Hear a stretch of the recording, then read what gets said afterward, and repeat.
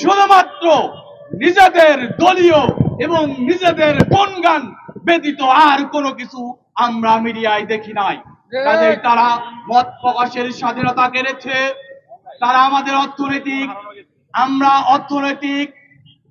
আমাদের অগ্রগতির বাধা ছিল। তারা কালচারাল অঙ্গন ধ্বংস করেছে।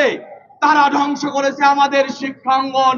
বিগত দুঃশাসন, তার আগে আমরা দেখেছি ঢাকা বিশ্ববিদ্যালয়, চট্টগ্রাম বিশ্ববিদ্যালয়, রাজশাহী বিশ্ববিদ্যালয়, ইসলামী বিশ্ববিদ্যালয় সহ সকল বিশ্ববিদ্যালয় ছিল এই খুনি হাসিনা, তার দোসরদের, তার সহযোগীদের, তার অঙ্গ সংগঠন ছাত্রলীগ এক সন্ত্রাসী মূল কেন্দ্র বানিয়েছিল শিক্ষা অঙ্গনকে।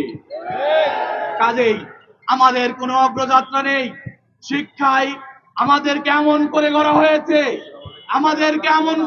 হয়েছে, যে শিক্ষা ব্যবস্থায় আমরা আধিপত্যবাদী দাবেদারীদের বিরুদ্ধে কথা বলতে পারবো না, এমন একটি শিক্ষা ব্যবস্থা চাপিয়ে আমার জাতির এই প্রজন্ম, আমার জাতির সন্তানদেরকে তারা ধ্বংস করেছে।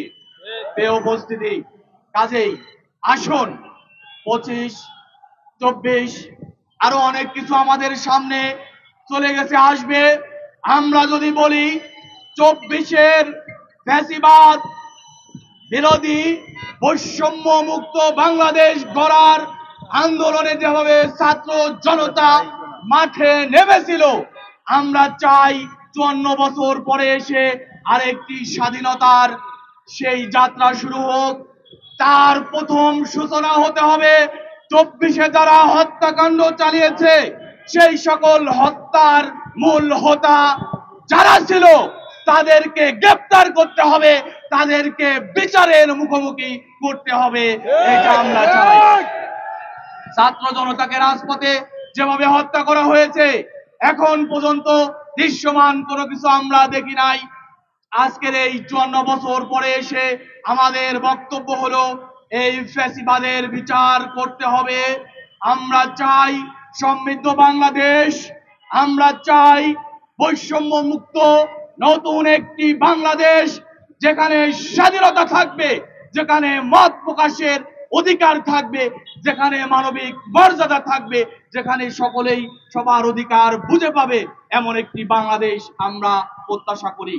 আসুন আমরা এই প্রজন্ম, আমাদের তরুণরা, আমরা আমাদের বুকে স্বপ্ন যোগাই।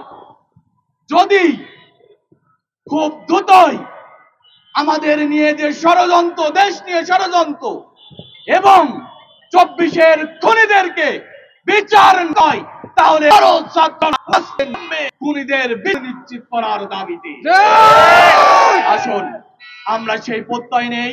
পরিশেষে বলতে চাই 54 বছরে এখন হচ্ছে সেই স্বপ্ন আমরা দেখতে পাচ্ছি। দেখা উচিত যে বাংলায় সাম্য থাকবে, মানবিক মর্যাদা থাকবে, সামাজিক থাকবে।